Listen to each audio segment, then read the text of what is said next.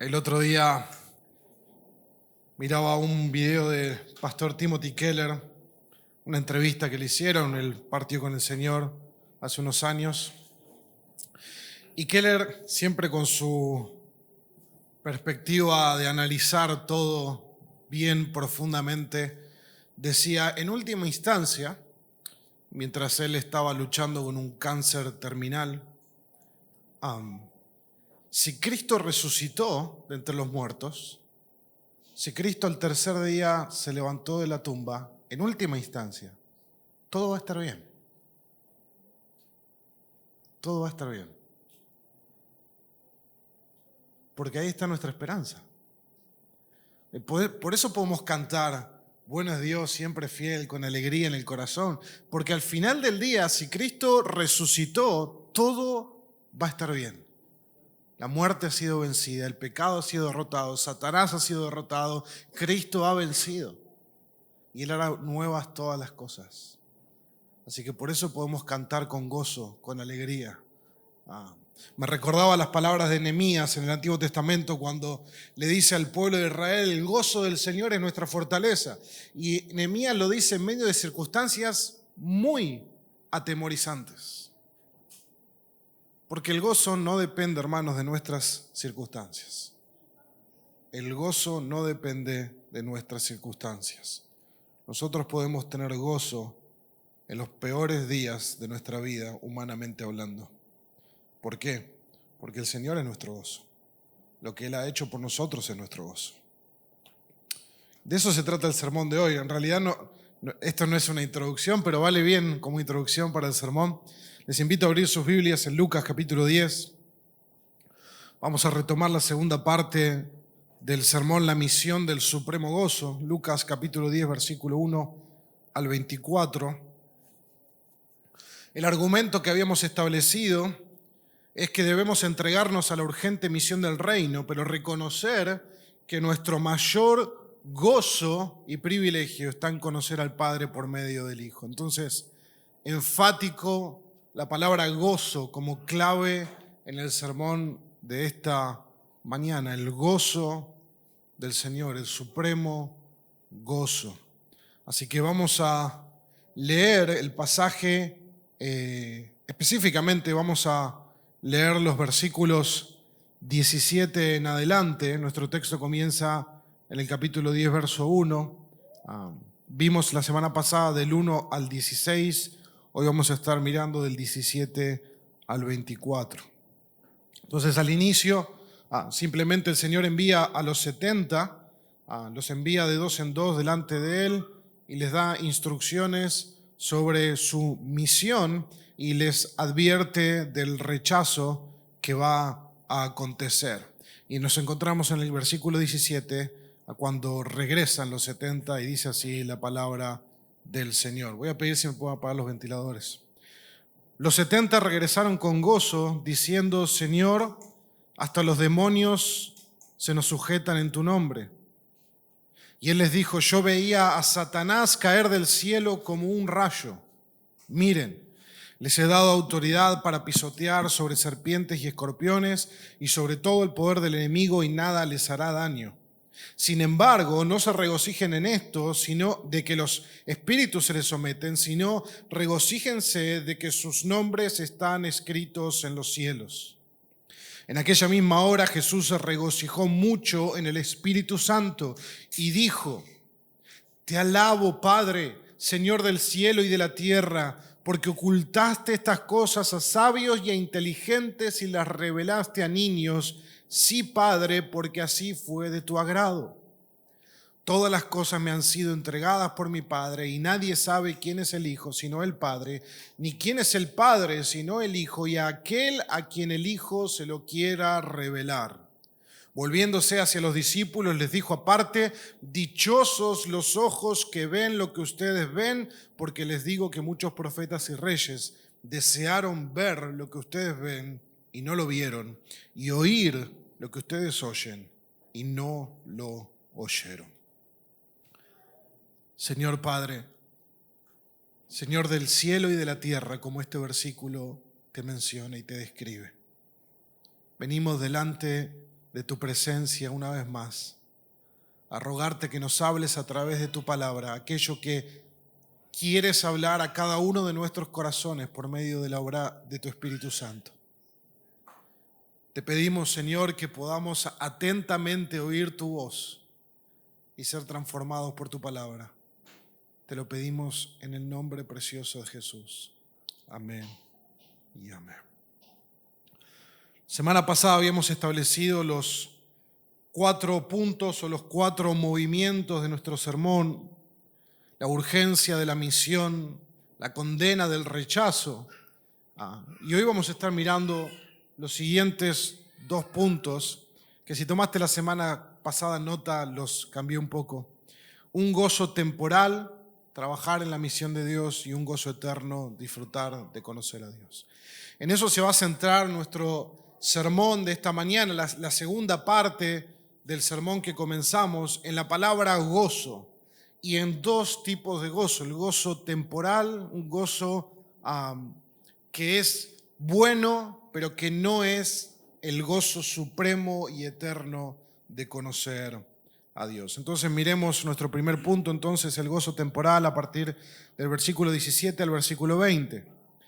Esa sección que tenemos ahí cuando regresan los discípulos. Los discípulos habían tenido éxito en su misión y había tenido un éxito que había sobrepasado sus expectativas. No sé si lo notaste en el texto, porque ellos le dicen a Jesús: hasta los demonios se nos sujetan en tu nombre.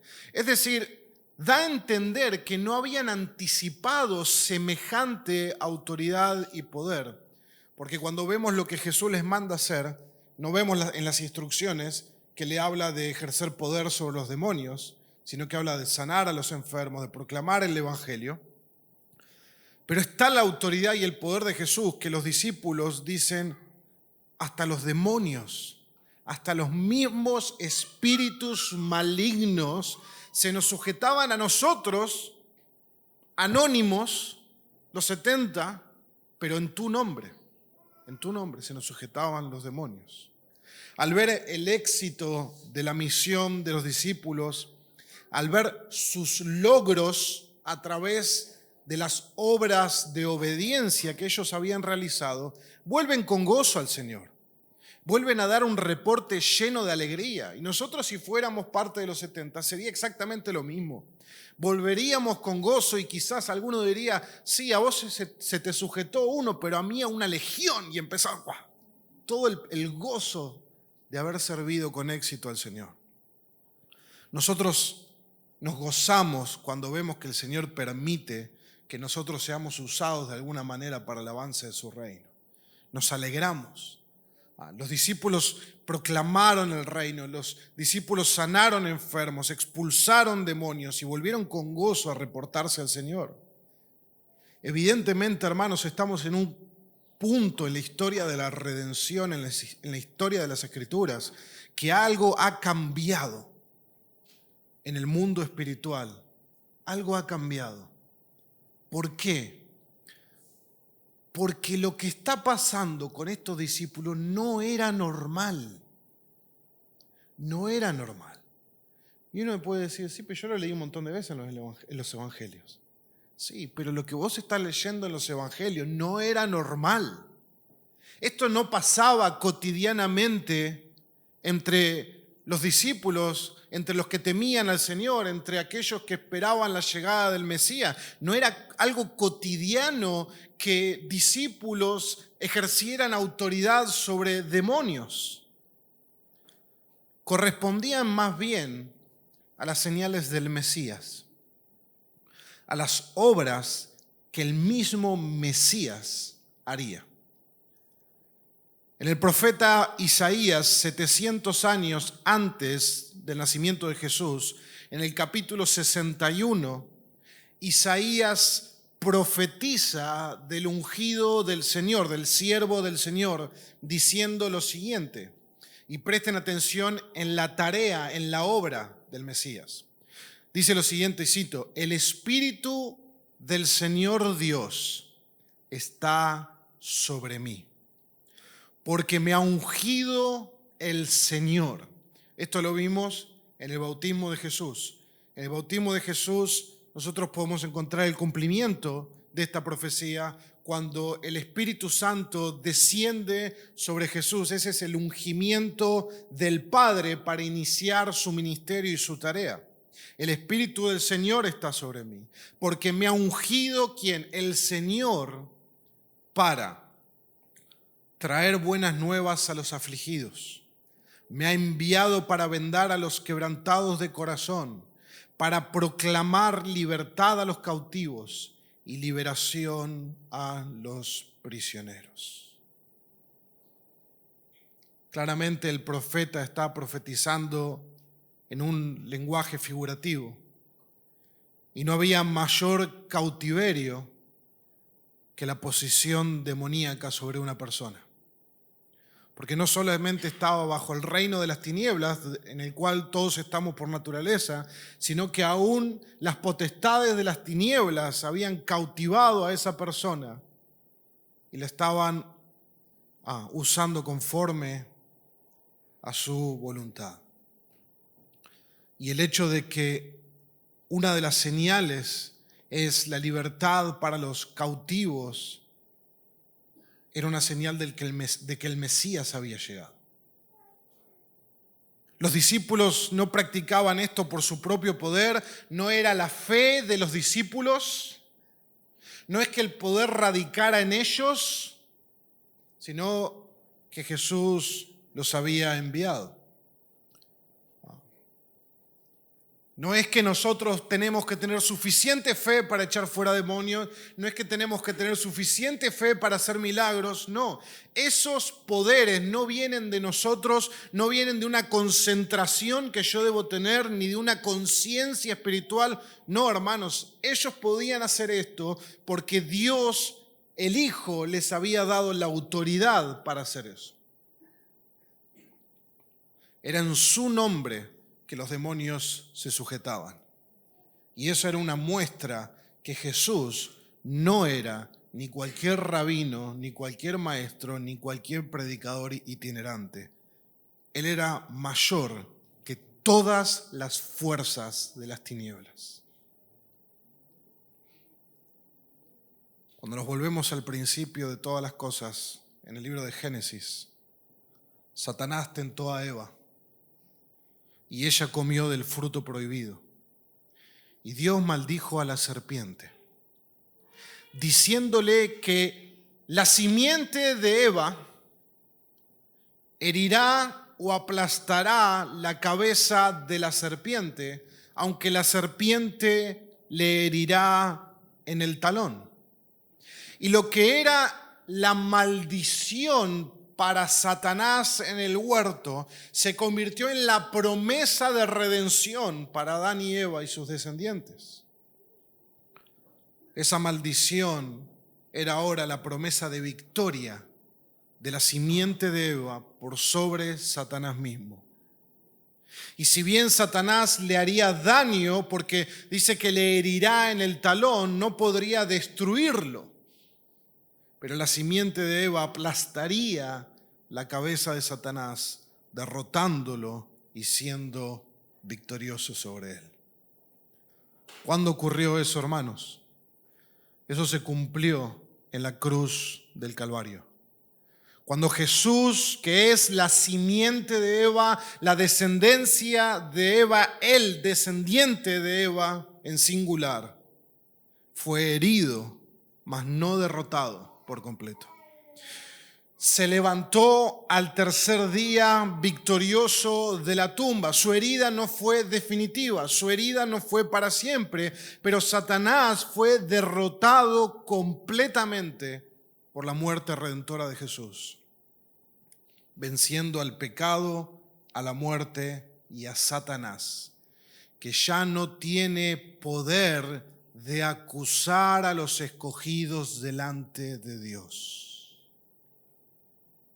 Ya no puede acusar a los escogidos delante de Dios, porque Cristo venció en la cruz. Cuando los discípulos volvieron con gozo de ver el poder de las tinieblas rendirse ante la autoridad del nombre de Jesús, Jesús les dijo: yo veía a Satanás caer del cielo como un rayo. Miren, les he dado autoridad para pisotear sobre serpientes y escorpiones y sobre todo el poder del enemigo, y nada les hará daño.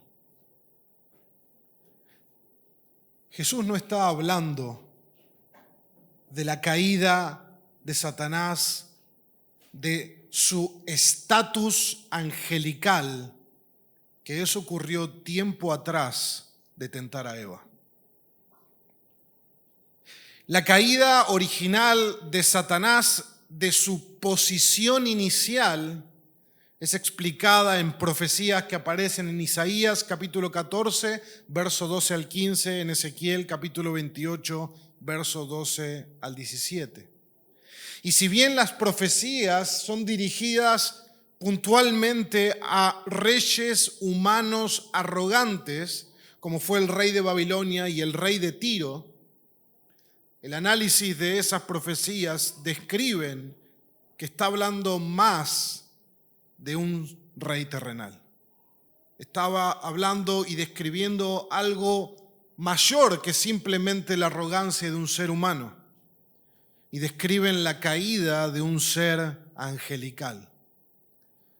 Isaías lo describe como el lucero, el hijo de la mañana, quien quiso levantar su trono junto a las estrellas de Dios y ser semejante al Altísimo, y que ha caído del cielo. Y en el libro de Ezequiel el profeta describe al querubín protector que estaba en el Edén, lleno de esplendor, en el monte santo de Dios, que era perfecto hasta que la iniquidad se halló en ti, y al pecar por orgullo y soberbia fue expulsado del monte de Dios y arrojado a la tierra. Esa es la caída pasada de Satanás, que no sabemos cuándo ocurrió, sabemos que tiene que haber sido necesariamente antes de Génesis 3. Pero Jesús no está hablando en tiempo pasado. Jesús estaba hablando en un tiempo presente, algo que él había visto cuando los discípulos estaban expulsando demonios. Es un presente continuo, que él veía, que él estaba haciendo esto. Él fue testigo de la caída del cielo de Satanás como un rayo. Y Jesús está hablando ahí figurativamente, obviamente, porque Satanás es un ser espiritual. A medida que el reino de Dios, por eso digo que este momento puntual es único en la historia de la redención. El reino de Dios se ha acercado, y a medida que los apóstoles predicaron el reino, a medida que los 70 proclamaron el reino de Dios con las señales por sobre a las fuerzas del mal, a medida que Jesús se acerca en sus últimos meses hacia la cruz del Calvario, el reino de Jesús aplasta al reino de las tinieblas a medida que avanza. Los discípulos proclaman: el reino ha llegado. La autoridad del Rey Jesús sujeta a los demonios, sujeta a los súbditos de Satanás. Son expulsados, son sometidos en su nombre. Eso señala el retroceso del poder diabólico y el debilitamiento de las tinieblas ante el avance del reino de Dios. Nosotros vemos, como dice el profeta Isaías, a Jesús, que no había nada deseable para que lo admiremos. Pero nosotros no vemos todo lo que está ocurriendo espiritualmente a medida que Él se acerca a la cruz. El Nuevo Comentario Bíblico dice al respecto, cito: Jesús vio en la expulsión de los demonios una señal de que el trono de Satanás se estaba derrumbando. Parece haber estado hablando metafóricamente. Tuvo una visión de la derrota espiritual de Satanás que tendría lugar en la cruz. Y las expulsiones de demonios, la derrota de los secuaces de Satanás, confirmaban su certeza de la victoria venidera sobre su amo. Fin de la cita. Es como un ejército que entra a un territorio enemigo y va avanzando y avanzando hasta que llega a la capital, hasta que llega al palacio enemigo y conquista el trono del enemigo. Satanás no tenía ni idea de lo que se estaba enfrentando cuando el Hijo de Dios se hizo hombre. El Rey llegó, el Hijo del Hombre llegó, con todo su dominio, con toda su autoridad, de tal manera que el reino de las tinieblas temblaba, de tal manera que la legión de demonios en el hombre de Gadara le ruega a Jesús: por favor, no me atormentes. Ese es el Hijo del Hombre, lleno de gloria, lleno de poder, pero velado como un cordero mudo yendo al matadero. Si alguna vez vieron las Crónicas de Narnia, verán a Aslan entregarse a la bruja con todo su poder,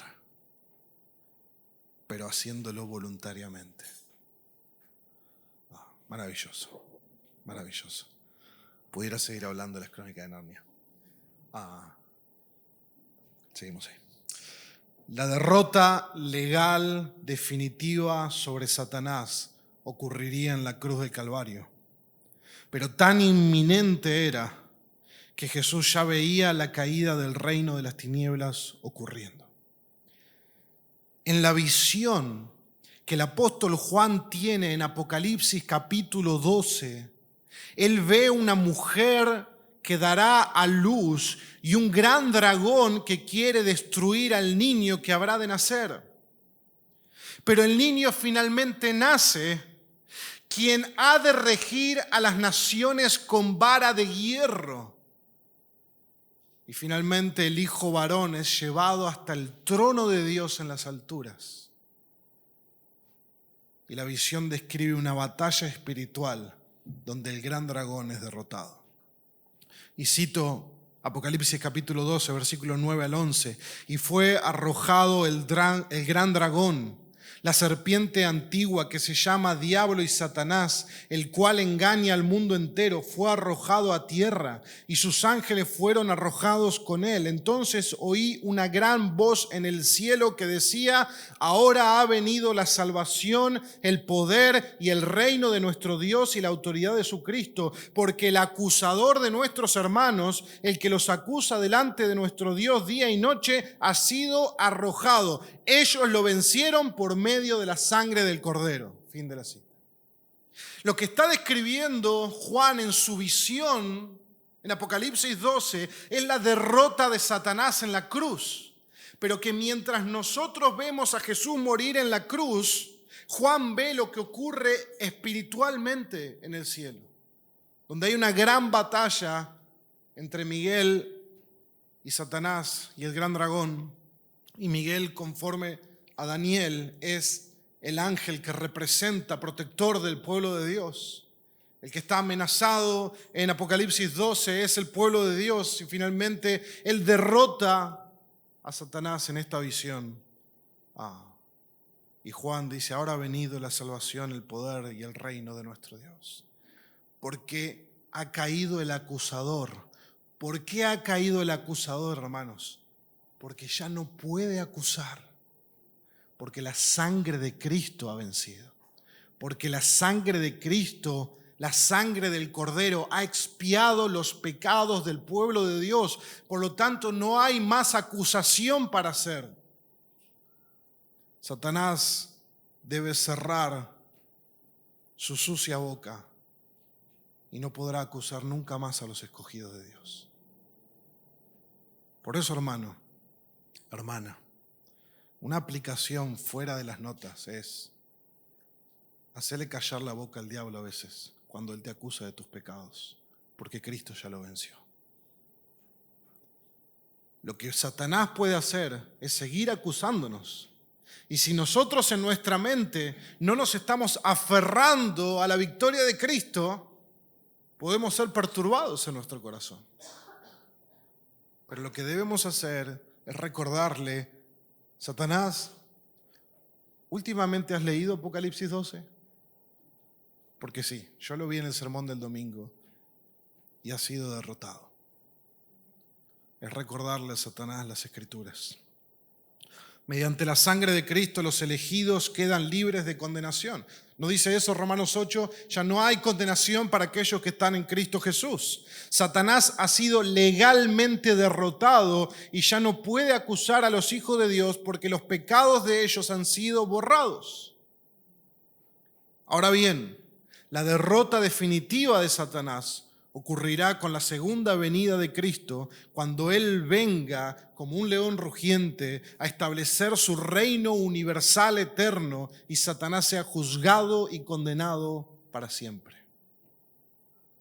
Jesús, entonces, el vencedor, eso que vemos en la visión de Apocalipsis capítulo 1, cuando Juan lo describe con toda su gloria, ese Jesús ha dado autoridad a sus discípulos para pisotear sobre serpientes y escorpiones y todo poder del enemigo y nada les hará daño. El punto ahí está Jesús utilizando el lenguaje que aparece en Deuteronomio capítulo 8, versículo 15, cuando habla de la protección de Dios a su pueblo en medio del desierto. Dice el texto, Él te condujo a través del inmenso y terrible desierto con sus serpientes abrasadoras y escorpiones, tierra sedienta donde no había agua, y Él sacó para ti agua de la roca.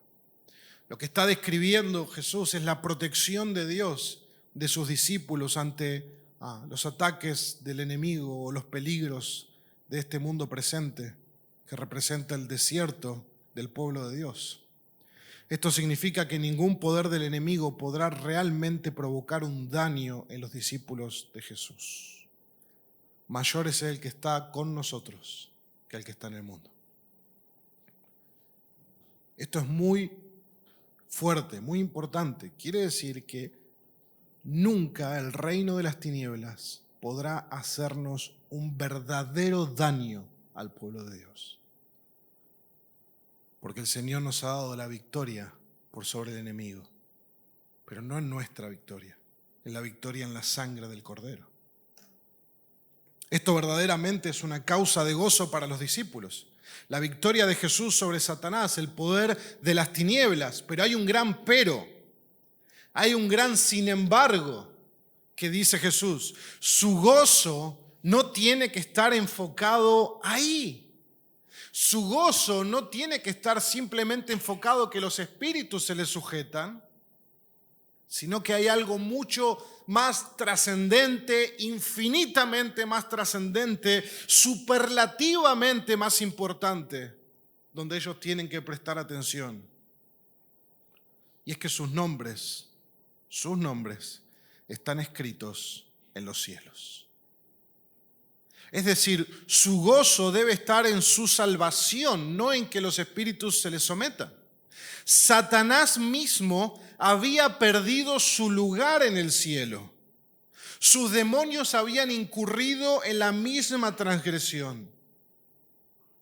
Pero todos aquellos verdaderos discípulos de Jesús tienen sus nombres escritos en los cielos.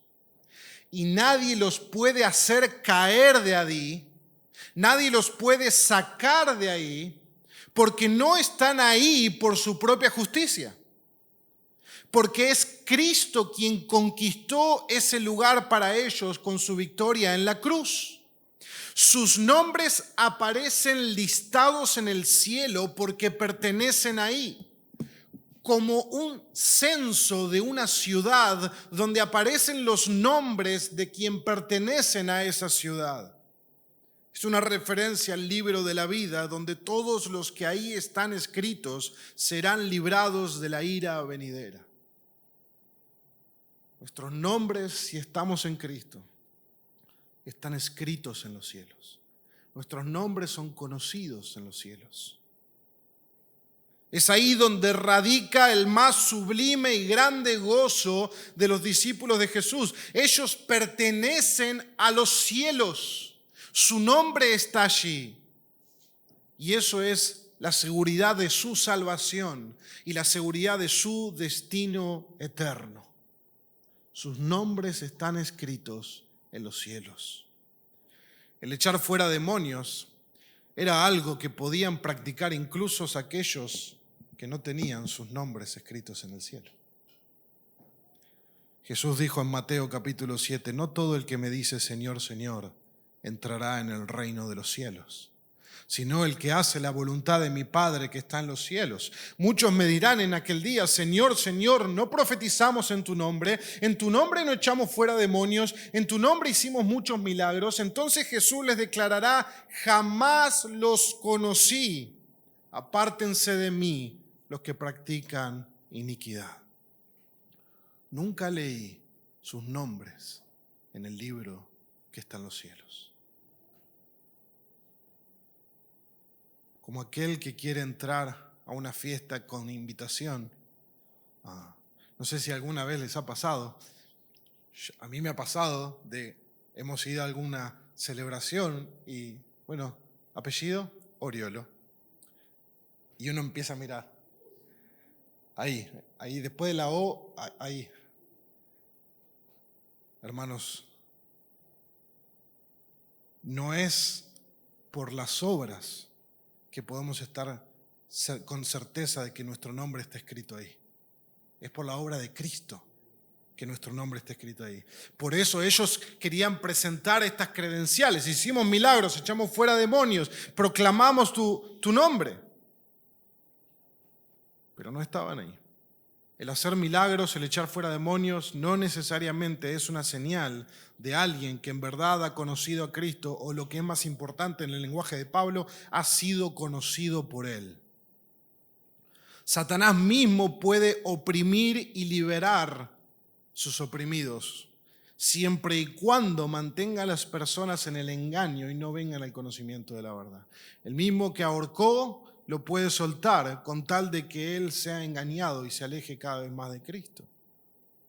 ¿O acaso Judas no salió en la primera misión de los 12 a hacer señales y milagros y proclamar el reino? Y finalmente es llamado el hijo de perdición. Entonces la confianza no puede estar en eso. El verdadero gozo no está en las obras temporales que podemos hacer en nombre de Dios, sino que nuestros nombres están escritos en los cielos. Ahí debe estar nuestro gozo, no en lo que nosotros hagamos. ¿Es bueno tener gozo por servir al Señor? Por supuesto que sí.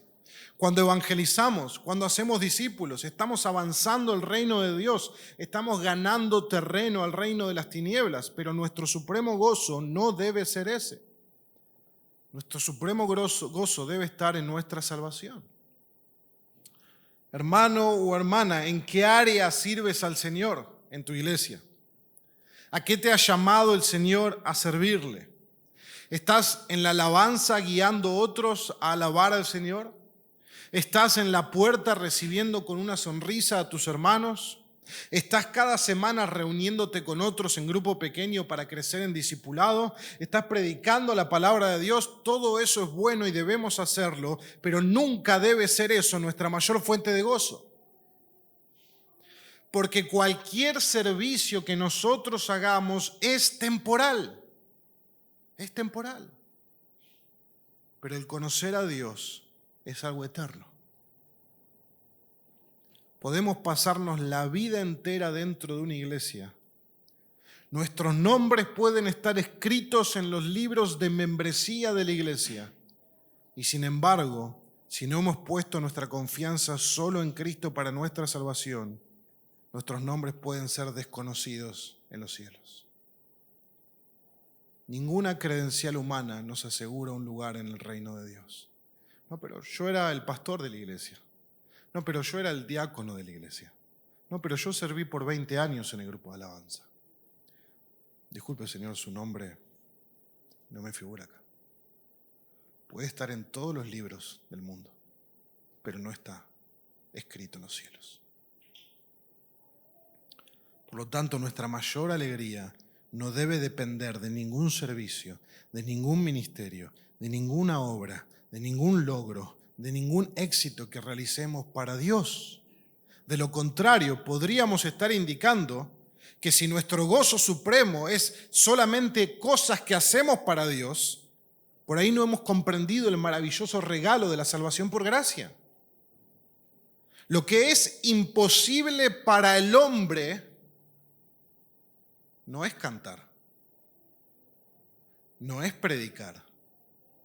Lo que es imposible para el hombre es salvarse de la ira de Dios, es borrar sus pecados, es librarse de la condenación que él merece. Lo demás, cualquiera lo puede hacer. Por lo tanto, si Dios te ha salvado a través del sacrificio de Jesús en tu lugar y tu nombre está escrito en los cielos, entonces ahí, hermano, tenés una fuente de gozo inigualable en este mundo. Y quizás vos me podés decir, en realidad soy muy malo enseñando la palabra, nunca llegaré a ser un buen predicador. La verdad que soy muy torpe con un instrumento, nunca podré estar en el grupo de alabanza. No sé cantar, nunca podré dirigir a la iglesia en las canciones. No creo que tenga las aptitudes para ser un diácono o una diaconisa de la iglesia. Pero ninguna de esas cosas es necesaria para que tu nombre esté escrito en los cielos. Porque los predicadores se acabarán. Porque el equipo de alabanza se acabará. Porque los diáconos se acabarán. Pero si nuestro nombre está escrito en los cielos, eso nos acompañará eternamente. Por lo tanto, esa debe ser nuestra más grande fuente de gozo inigualable. ¿Cuántos se pueden sentir tristes porque dicen, pero yo qué hago en la iglesia? Yo solamente paso el trapo. ¿Tu nombre está escrito en los cielos? Bueno, ninguna obra de este mundo puede lograr eso. Así que tu gozo tiene que estar ahí. Tu gozo tiene que estar ahí. Porque hay grandes predicadores, porque hay grandes cantantes, porque hay grandes personalidades, pero su nombre no está escrito en los cielos. Por lo tanto, tenés para gozarte, tenés mucho para celebrar, mucho para gozar, mucho para cantar. Bueno es Dios, siempre fiel. ¿Qué importa todo lo demás si mi nombre está escrito en los cielos? Y Jesús da más razones para disfrutar ese gozo eterno con los que ahora Jesús viene a continuación. Si aún todo esto que venimos hablando es para gozarnos, ahora Jesús nos da más todavía para gozarnos. Versículo 21 al 24, Jesús nos describe el gozo eterno. En ese mismo momento, dice el texto, Jesús se llenó de mucho gozo, se regocijó mucho. Los discípulos estaban regocijados cuando vinieron, pero Jesús se regocijó mucho, dice el texto, en el Espíritu Santo. Por lo tanto, su gozo venía motivado por medio del Espíritu de Dios y está relacionado con lo que él acaba de decir a sus discípulos sobre la salvación. Ahora él se dirige al Padre en oración y su alabanza está dirigida a Dios Padre. Fíjense, dice, te alabo, Padre. No dice Padre nuestro, como en otras ocasiones. No incluye a los discípulos porque él está hablando de un conocimiento íntimo del Padre y del Hijo. Él está hablando de algo que es intertrinitario. Te alabo, Padre, Señor del cielo y de la tierra. Lo primero que reconoce Jesús es que el Padre es el Señor del cielo y de la tierra, el amo, el dueño, en griego el Kyrios, el que gobierna ambas esferas. No es casualidad, hermanos, todas las veces que en el pasaje se repite la palabra cielo. No es casualidad que Jesús diga que Satanás ha caído del cielo y que los nombres de los discípulos están escritos en el cielo mientras ellos aún están en la tierra. Porque las dos esferas están bajo el mismo gobierno. Todo lo que ocurre en el cielo está bajo el plan redentor soberano de Dios y todo lo que ocurre en la tierra está siguiendo el mismo plan. Satanás cae cada vez más bajo hacia la tierra, pero aún ahí no deja de estar bajo el gobierno de Dios. Pudiéramos describir varias caídas de Satanás en la Escritura. Cada vez más humillado, cada vez más derrotado, hasta finalmente acabar en la condenación. Dios tiene la soberana potestad. Y hermanos, esto tiene que ser que explote tu corazón. Dios tiene la soberana potestad de arrojar del cielo a la tierra y de llevar de la tierra al cielo. Dios hace todo conforme a su voluntad. Él es libre, Él es soberano. No importa si eras el querubín, el lucero de la mañana, te arrojará del cielo. Y no importa si eras el más desgraciado de los hombres, Él puede escribir tu nombre en los cielos. Ese es nuestro Dios. Ese es nuestro Dios. Gloria a nuestro Dios.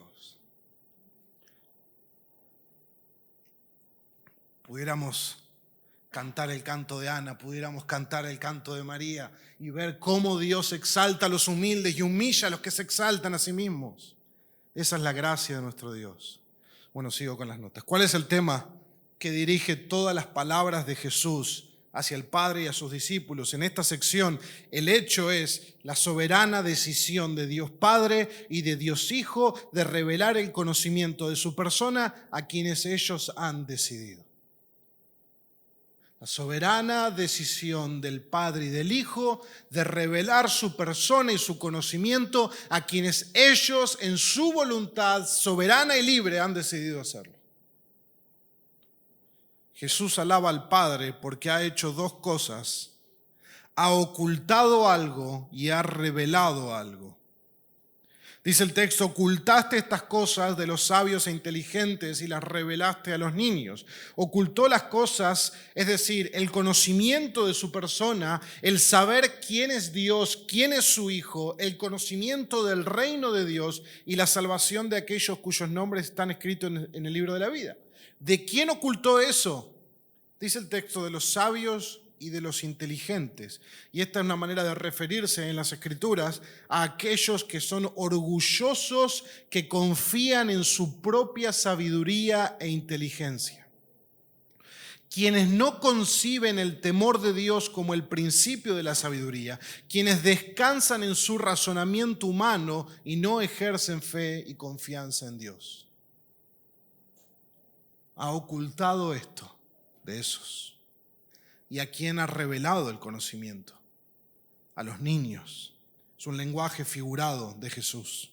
Apunta a aquellos que, contrario a los que confían en su propia sabiduría, son creyentes y dependen de Dios para su salvación. No confían en sí mismos. Santiago capítulo 4, versículo 6, citando el Antiguo Testamento, dice: Dios resiste a los soberbios, pero da gracia a los humildes. Isaías capítulo 29, verso 18 dice lo siguiente: en aquel día los sordos oirán las palabras de un libro, y desde la oscuridad y las tinieblas los ojos de los ciegos verán. Los afligidos aumentarán también su alegría en el Señor, y los necesitados de la humanidad se regocijarán en el Santo de Israel. 1 Corintios 1:27, Pablo dice: Dios ha escogido lo necio del mundo para avergonzar a los sabios. Dios ha escogido lo débil del mundo para avergonzar a lo que es fuerte. También Dios ha escogido lo vil y despreciado del mundo, lo que no es, para anular lo que es, para que nadie se jacte delante de Dios. Fin de la cita. ¿Por qué el conocimiento de Dios no se llega por la razón y por la sabiduría humana? Porque es algo que se revela, es algo que debe ser revelado.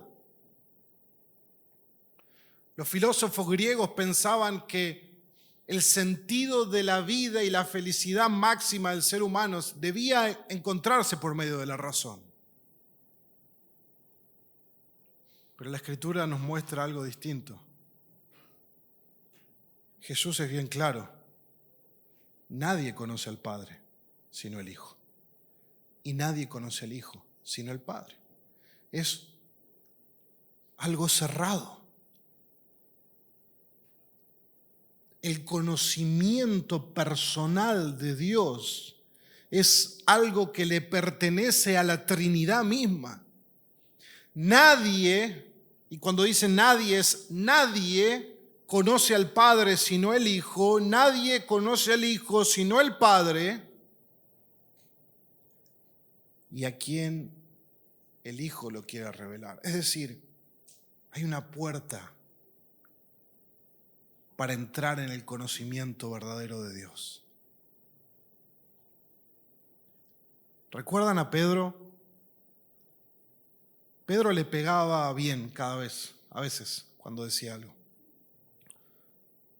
Y en una oportunidad le dice el Señor, tú eres el Cristo, el Hijo del Dios viviente.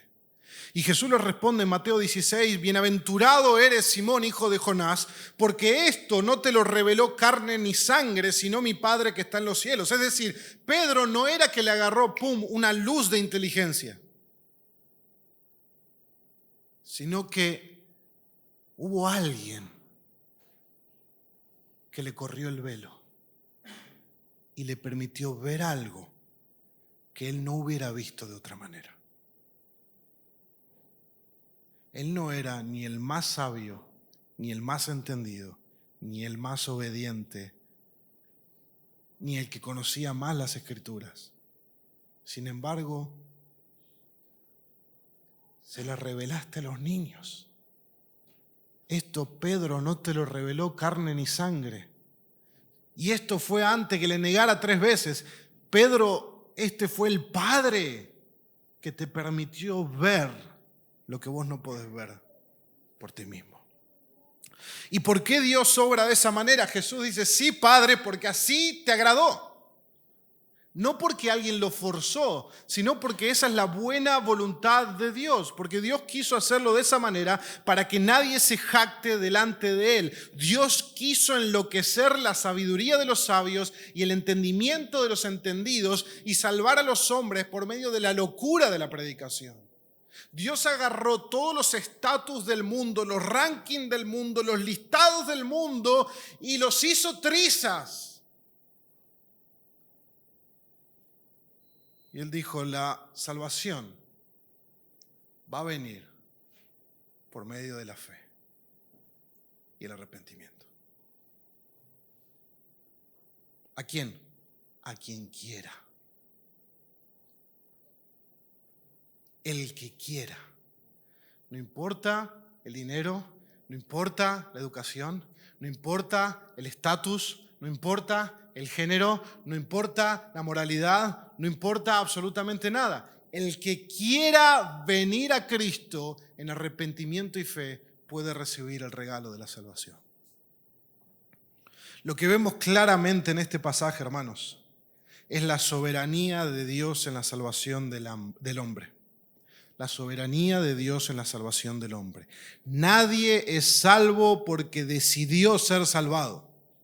Ninguno se levanta y dice, bueno, hoy yo quiero nacer de nuevo, hoy voy a nacer de nuevo. Porque Juan capítulo 1 dice que no es por la voluntad de la carne ni de la sangre, sino de Dios el nuevo nacimiento. Nadie puede de nosotros subir al cielo y escribir su nombre allí. Jesús dijo, nadie ha subido al cielo sino el que descendió del cielo. Solo hay un Señor del cielo y de la tierra que puede escribir nombres en el cielo. Por lo tanto, la salvación es necesariamente una obra de la libre y soberana voluntad de Dios. Nadie puede forzar a Dios a hacer nada. Si no es del agrado de Dios, no sucederá. Y esto es bellísimo. Porque si tu nombre está escrito en los cielos, es solo porque Dios libremente te escogió para salvarte por medio de su Hijo. Vos no podrías orquestar ese plan. Nosotros vemos películas donde se hace toda una planificación para robar ese diamante, para destruir esa arma. Y la película al final llega y ocurre. Nadie puede decidir, escribiré mi nombre en los cielos. Ni toda la sabiduría, ni toda la riqueza del mundo puede lograrlo.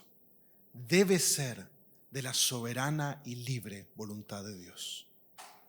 No hiciste nada para que eso ocurra. No fuiste el motivador, no fuiste la razón de tu salvación. Fue Dios quien te escogió desde antes de la fundación del mundo. Satanás cayó en tierra por querer ser exaltado y tenía mucho más poder y sabiduría que ninguno de nosotros. ¿Qué pueden hacer los hombres ciegos y sordos para obligar a Dios a darle un lugar en su reino eterno? ¿Qué pueden hacer? La respuesta, nada pueden hacer. Por eso es que Dios decidió revelarse a los niños, a los que entienden que no tienen nada que ofrecer, a los que dependen solo de su misericordia. Y Jesús afirma categóricamente esto y afirma a su vez su deidad con las siguientes declaraciones que él hace en el versículo 22. Todas las cosas me han sido entregadas por mi Padre y nadie sabe quién es el Hijo sino el Padre, ni quién es el Padre sino el Hijo y a quien el Hijo lo quiera revelar. Él describe que todas las cosas le han sido entregadas por su Padre y en el contexto esas cosas hablan de la autoridad en dos ámbitos. La autoridad sobre el reino y sobre el juicio, el poder universal que tiene Jesús. Jesús es el Hijo del Hombre. Él recibe todas las cosas de parte del Anciano de Días. Él es el Hijo que tiene todo lo del Padre, la autoridad, el dominio, el poder, el derecho de emitir el juicio y aún de revelar e impartir vida conforme a su voluntad. Los discípulos han ejercido autoridad sobre los demonios porque Jesús tiene la autoridad. Pero también Jesús tiene una autoridad de revelación. Jesús tiene todo el conocimiento del Padre y solo Él, en virtud de su relación divina y preexistente con el Padre, conoce plenamente la naturaleza y la voluntad del Padre. Jesús tiene el derecho exclusivo de decidir a quién se le revela ese conocimiento salvador. Esto justifica la alabanza anterior de Jesús, donde agradece al Padre por haber revelado estas cosas a los pequeños, en el contexto de los discípulos, y no a los sabios y entendidos que confiaban en su sabiduría. El pasaje termina con una bienaventuranza de Jesús hacia los discípulos. Volviéndose hacia los discípulos, les dijo aparte. ¿Qué les dijo aparte? Versículo 23. Dichosos los ojos que ven lo que ustedes ven, porque les digo que muchos profetas y reyes desearon ver lo que ustedes ven y no lo vieron, y oír lo que ustedes oyen y no lo oyeron. Los discípulos eran bienaventurados, dichosos y felices porque habían recibido un conocimiento que otros no tuvieron la oportunidad de experimentar de la misma manera. Ni los profetas del Antiguo Testamento, ni Ezequiel, ni Isaías, ni Elías, ni Daniel tuvieron la oportunidad de contemplar lo que ellos contemplaron. Ni los reyes del Antiguo Pacto, David, Salomón, Josías, etc. No pudieron ellos hacer lo que estos discípulos, que eran don nadies, estaban haciendo. Contemplando con sus ojos al Mesías, oyendo con sus oídos al Mesías. Viendo el reino de Dios arrastrar al reino de las tinieblas en el campo de batalla. Ellos tienen una revelación especial del reino de Dios y del Rey prometido que es Jesús. Ellos no alcanzaron este conocimiento por su propia sabiduría, sino que el Padre le agradó revelarles ese conocimiento. El Hijo le agradó revelarles el conocimiento del Padre. Lo que nosotros estamos en este texto es ante la soberanía de Dios en la salvación. Es la decisión trinitaria salvar a los hombres. El Padre escoge, el Hijo redime, el Espíritu aplica la salvación. Pero hay algo que es fabuloso, que lo vimos el viernes en el estudio del CCBP. Al mismo tiempo, esta bienaventuranza esta dicha contrasta con algo que dijo Jesús en el versículo 13. Ay de ti, Corazín, ay de ti, Betsaida, porque no se arrepintieron. ¿Y Capernaum acaso serás elevada hasta los cielos? Hasta el Hades serás hundida. Capernaum rechazó el mensaje del reino de Dios. Corazín y Betsaida rechazaron el mensaje del reino de Dios. Rechazaron al Mesías, el Hijo de Dios, y rechazaron a quien lo había enviado, a Dios el Padre. Lo que nosotros vemos en el texto es que el hombre es responsable de responder al mensaje del Evangelio. Dios envió a su Hijo a morir en la cruz, a soportar la ira de Dios que merecen los pecadores, para perdonar a todos aquellos que confían en Él y se arrepienten. Aquellos que reconocen que nada tienen para ofrecer a Dios, sino que dependen pura y exclusivamente de su gracia.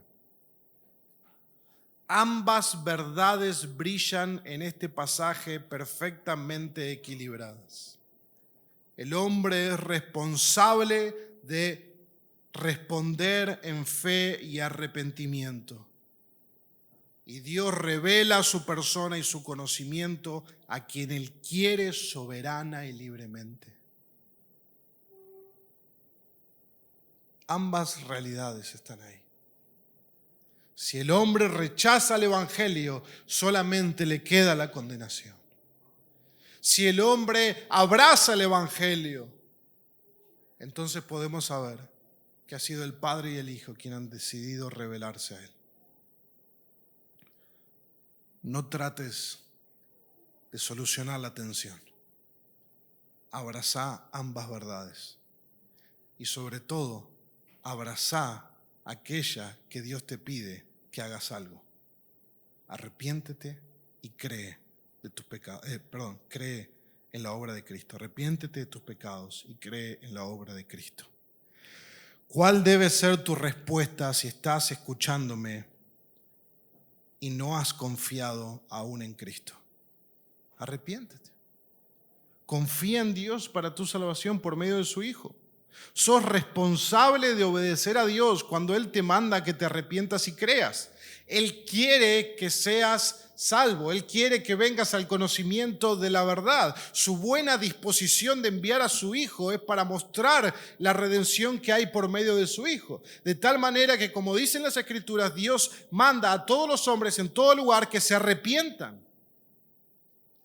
Por lo tanto, si estás acá y no tenés a Cristo verdaderamente en tu vida como tu Señor y Salvador, Dios te hace responsable delante de su llamado a que te arrepientas y creas en Él. Y hoy puede ser el día de tu salvación si venís a Cristo en arrepentimiento y fe. ¿Y cuál debe ser tu respuesta si estás escuchándome y has confiado en Cristo y sos uno de sus discípulos? Te alabo, Padre, porque revelaste esto a los niños, porque así te agradó. Te alabo, Hijo, porque quisiste revelarme al Padre por tu soberana voluntad. Gloria a Dios por su soberana y libre salvación. Si soy su discípulo, jamás será para mi jactancia, jamás será solamente porque yo decidí ser un discípulo suyo, sino por su soberana gracia que me dio vida y me salvó. Como dice Efesios, cuando estábamos muertos, Él nos dio vida. Hermanos, Jesús nos envía a una misión urgente, como los discípulos, a proclamar el reino de Dios, a ser discípulos, a llevar el mensaje. Habrá recepción y habrá rechazo. Vamos a ver frutos y vamos a tener frustraciones. Pero hoy el Señor nos ubica donde tiene que estar nuestro corazón. No se alegren en eso. Gócense, regocíjense de que sus nombres están escritos en el libro de la vida, de que sus nombres están escritos en los cielos. Por lo tanto, que esta semana podamos servir con obediencia, con dependencia al Señor, pero teniendo nuestro gozo solamente en Cristo. en conocer al Padre por medio del Hijo por pura gracia. Si Dios nos permite que a través de nuestra predicación, que a través del discipulado podemos ver frutos, gracias a Dios y gloria a Dios por eso. Y si no vemos resultados, bueno, gracias a Dios y gloria a Dios por eso. Porque algo podemos estar seguros, que nuestro nombre está seguro en el cielo por medio de Jesús. Así que, hermanos, tenemos motivos para gozarnos y trabajar en la misión del supremo gozo. Oramos. Señor, te damos gracias.